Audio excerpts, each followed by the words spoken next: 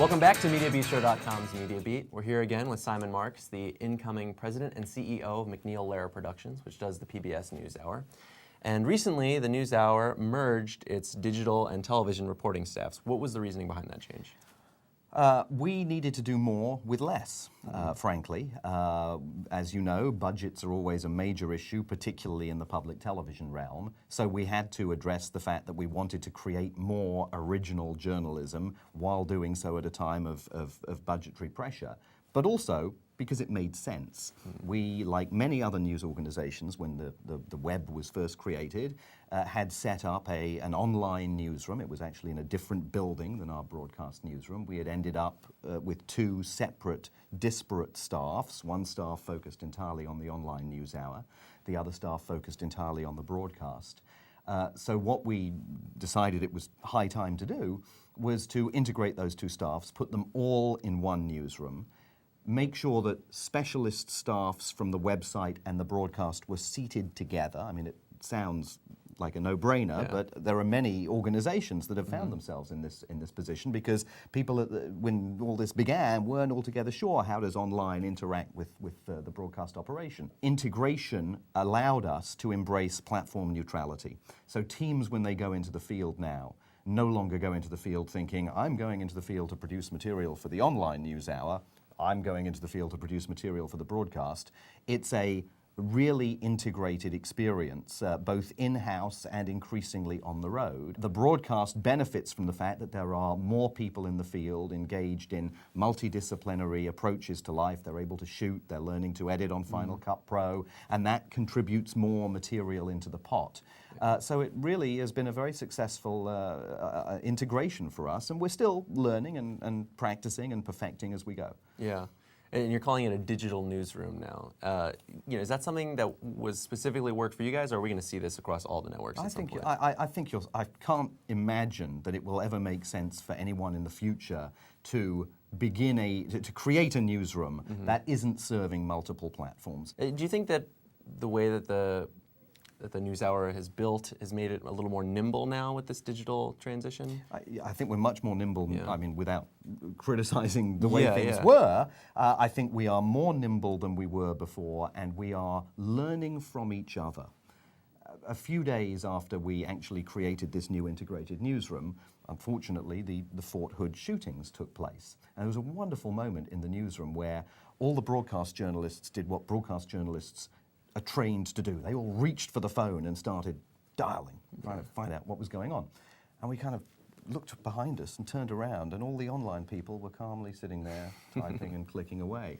And I said to one of the senior online figures, what are you doing? I mean, you've got to get on the story. He said, oh yeah, I'm exchanging Twitter messages with a member of Congress who's got a staffer at Fort Hood on the base. At which point everybody in the newsroom realized there's this whole other way of gathering information. And every time a major story breaks now, you can see everybody beginning to learn from one another. Yeah. And you have some experience at a lot of other news organizations as well, and I'm not going to ask you to be specific at all, and I just want to kind of get your sense on this generally. Are there any ways that some of the larger news organizations that aren't as nimble are getting this wrong right now, this digital component?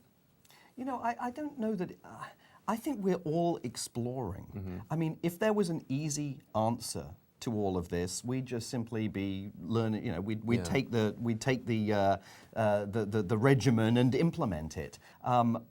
There is no cookie cutter approach yet. There's no Acme playbook for all of this. As the technology explodes and as the audience reaches a level where it has slightly different expectations of the role that we play, we have to figure out how that plays into what we do. Now I'm an executive coming to you from another larger news organization that is kind of experimenting with these same things. What advice do you have, having just gone through this transition? I think you have to grasp the nettle. I think that change is painful and difficult and frightening, and understandably frightening for people. Livelihoods are at stake.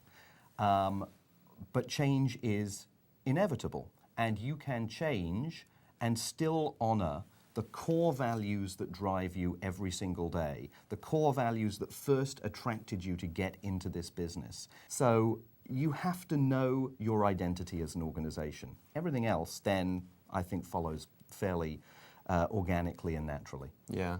And by the same token of advice, the version of you that's graduating from college right now, of the challenges they're going to face, what's the biggest difference? You know, I think the toughest question anybody in my industry gets asked now by young people is, would you go into my industry? I mean, everybody will tell you that that's like the question you dread when you go to colleges and, you know, commencement events and so on. I think that the toughest challenge is embracing the concept that you're going to have to be absolutely multidisciplinary. That doesn't mean you have to be a one-man band. It doesn't mean you're going to be expected to spend the rest of your life alone in the field with a camera, an iPhone, a Mac, meeting 24/7 deadlines, be they Twitter, Facebook, or broadcast. But it definitely means you've got to be able to do everything.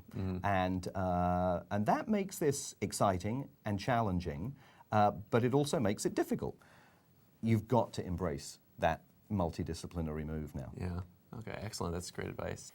All right, that's it for this part of our interview with Simon Marks, the incoming CEO and president of MacNeil-Lehrer Productions. We're going to talk a little bit more in the next section about his new job with the PBS Newshour, so stick around for part 2.